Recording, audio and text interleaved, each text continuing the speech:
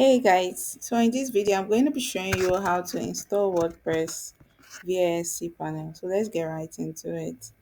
So before you can access your Cpanel, you should already have bought a domain name and also linked it to your hosting provider. So once you have hosted your domain, you should now be able to install WordPress via cPanel.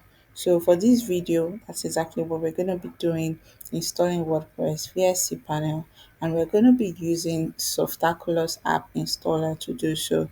So simply scroll down to the bottom of the cPanel where you will find Softaculous app installer. So all you need to do is click on WordPress and you would be able to install WordPress.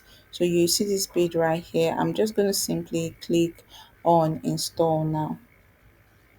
All right, so for this installation process, I'm just going to choose the domain I want to install it in. So for this tutorial, I'm going to be installing it in everyday tech on .online, right?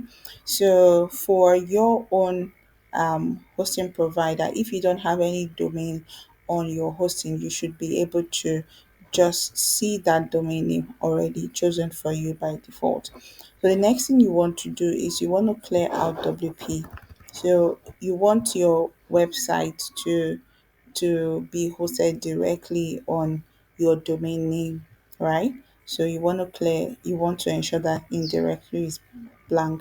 But if for any reason you want it to be hosted in a particular page on your domain name, so you can as well add that page. You can say we add welcome here, and you'll be able to access the WordPress site when you actually enter everydaytech.online/welcome.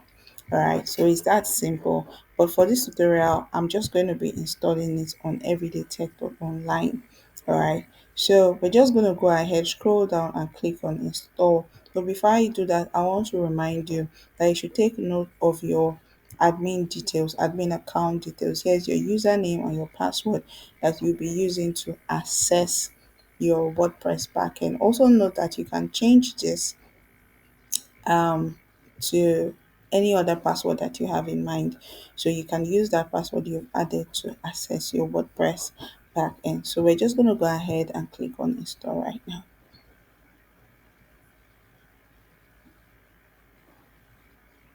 So you can see here, congratulations, the software was installed successfully. So what we're going to do now is to simply click here to see that it has been installed successfully. So you can see here WordPress has been installed successfully.